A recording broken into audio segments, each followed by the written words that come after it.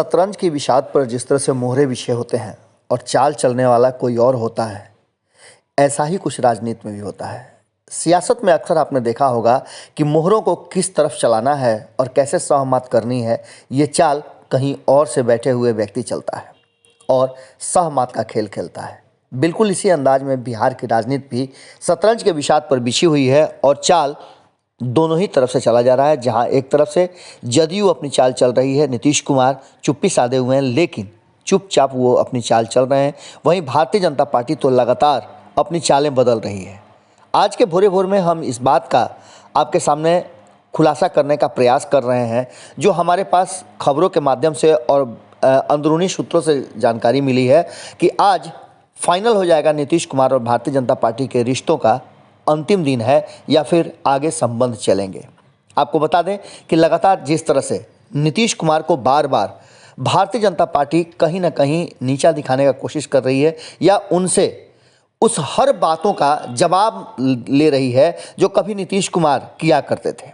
नीतीश कुमार हमेशा एनडीए में डोमिनेट किए हैं, लेकिन 2020 के चुनाव के बाद से नीतीश कुमार की स्थिति बिल्कुल ही अलग हो गई है। इन सारी बातों को लेकर के आपको हम थोड़ा सा याद दिलाना चाहेंगे कि 2020 के चुनाव से ठीक पहले भूपेंद्र यादव, जो कि बिहार के प्रभारी थे भारतीय जनता पार्टी के, और काफ़ी समय से वो बिहार की राजनीति को बड़ी बारीकी से देख रहे थे, लेकिन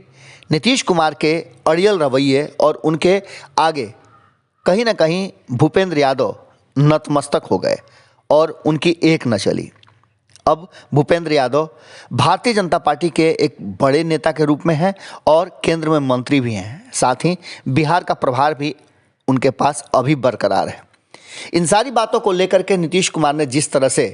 सीट शेयरिंग के समझौते को लेकर के भूपेंद्र यादव को नकार दिया था और भूपेंद्र यादव दिल्ली में जाकर के गुहार लगाए थे और उन्होंने इससे अपने आप को अलग कराने और अपनी प्रतिष्ठा का हनन बताया था। उसके बाद से भारतीय जनता पार्टी तत्काल कोई बड़ा एक्शन नहीं ले सकती थी और भूपेंद्र यादव को किनारा करके कई अन्य नेताओं को इसका प्रभार दिया गया और वो आकर के बिहार में समझौता नीतीश कुमार के सामने किया और कहीं ना कहीं नीतीश कुमार की उस समय चल गई। इस पूरे माहौल को लेकर के भूपेंद्र यादव लगातार, आपने देखा होगा 2020 चुनाव के बाद से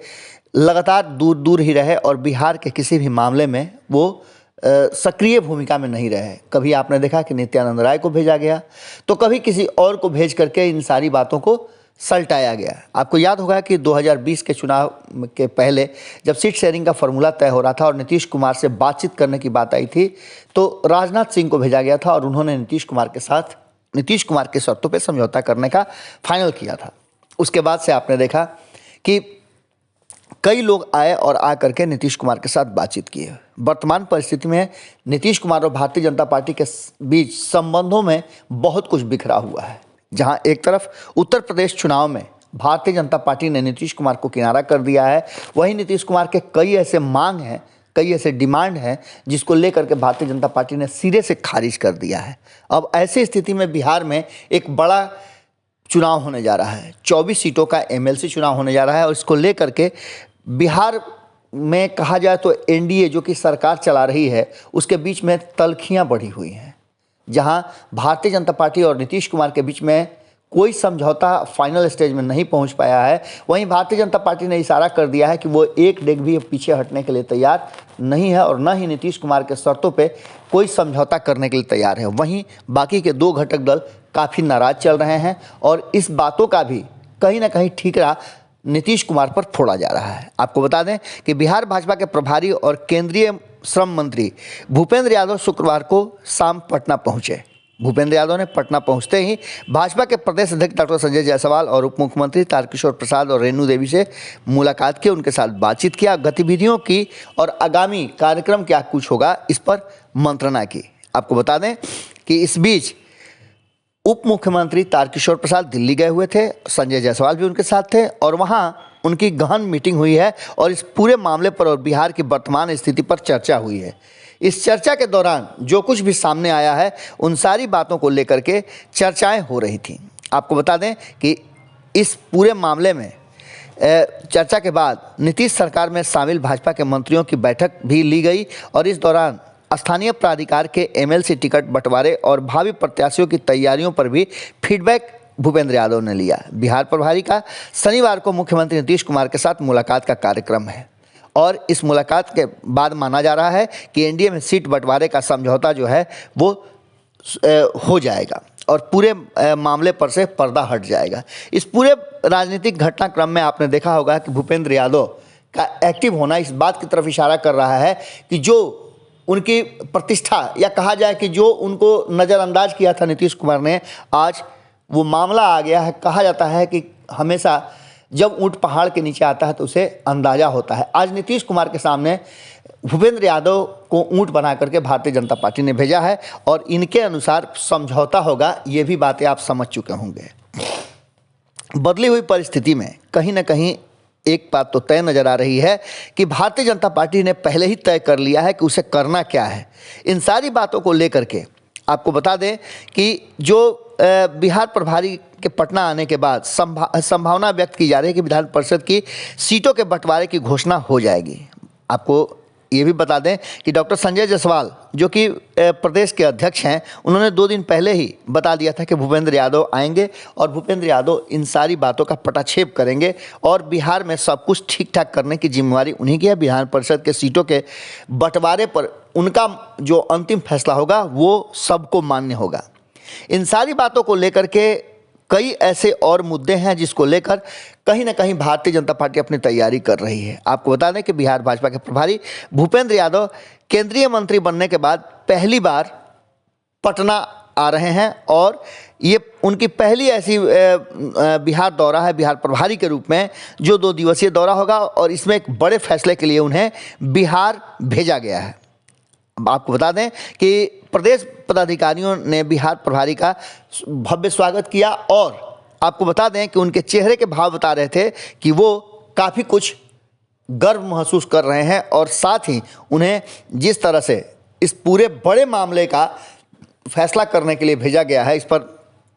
अंतिम फैसला लेने के लिए भेजा गया है, उस बात से भूपेंद्र यादव काफ़ी देखा कि उनके चेहरे के भाव खुशी वाले थे। इसके साथ ही आपको बता दें कि दूसरी तरफ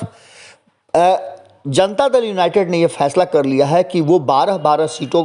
पर फैसला करेंगे और साथ में अपने साथी दलों के लिए भी कोई ना कोई रास्ता निकालेंगे, क्योंकि अगर नीतीश कुमार अपने साथी दलों को छोड़ करके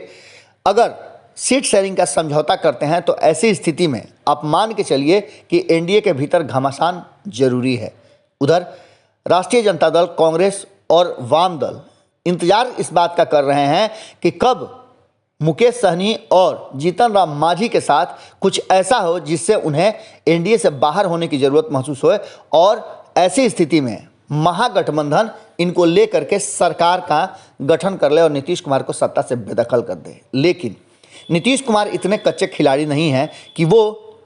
ऐसी बातों का और इस तरह के किसी भी परियोजना में सफल होने देंगे विपक्ष को।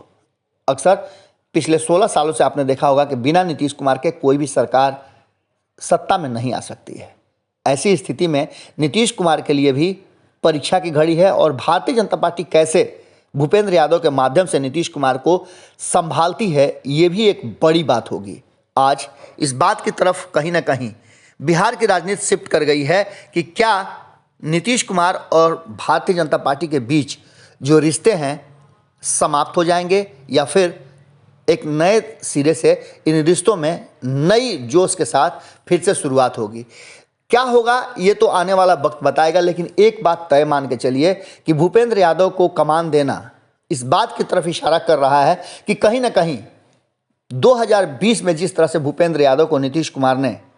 शून्य कर दिया था, आज वही सैकड़ा बनकर के नीतीश कुमार के सामने खड़े हैं और ऐसी स्थिति में भूपेंद्र यादव का फैसला अंतिम होगा, ये कह करके कहीं ना कहीं संजय जायसवाल ने इशारा कर दिया है कि भारतीय जनता पार्टी अब पूरी तरह से तैयार है और नीतीश कुमार के सामने नतमस्तक होने की स्थिति में नहीं है। आज के इस बैठक और मंत्रणा के बाद निकल करके सामने आएगा बिहार का भविष्य और खास करके भारतीय जनता पार्टी हर हाल में नीतीश कुमार को कोई ना कोई ऐसा रास्ता निकाल करके जरूर देगी जिससे कि नीतीश कुमार वर्तमान परिस्थिति में 5 राज्यों के चुनाव में भारतीय जनता पार्टी को किसी भी तरह से डैमेज नहीं कर पाए। भारतीय जनता पार्टी को पता है, यही कारण है कि नीतीश कुमार को उत्तर प्रदेश से बेदखल कर दिया है। वहीं अब बिहार में क्या कुछ करने जा रही है ये आपको दिन के उजाले में बहुत जल्दी पता चल जाएगा। भोरे भोर में हम आपसे यहीं विदा लेंगे। इस खबर पर पूरी नज़र भारत लाइव की बनी हुई है। इसके साथ ही आपको बता दें कि और भी कई खबरें हैं जिसको लेकर के बिहार और देश की राजनीति में भारी बवेला मचने वाला है। जुड़े रहिएगा भारत लाइव के साथ, खबरें लगातार हम आपके पास पहुंचा रहे हैं। बहुत बहुत धन्यवाद, नमस्कार। अगर ये वीडियो पसंद आई और वह बिहार के राजनीति और बिहारियत से सरोकार रखेनी तो सब्सक्राइब बटन दबा के चैनल के सब्सक्राइब कर ली। ओजे एगो घंटी बा, ओकरा बटन दबा देला से कुल सटीक और मारक खबर रुआ मुफ्त में मिल जाई। अगर रुआ पत्रकारिता के हमनी के नया प्रयोग में सहयोग कर चाहतानी तो ज्वाइन बटन दबा दी। पेटीएम नंबर नोट कर ली 9386816700। धन्यवाद।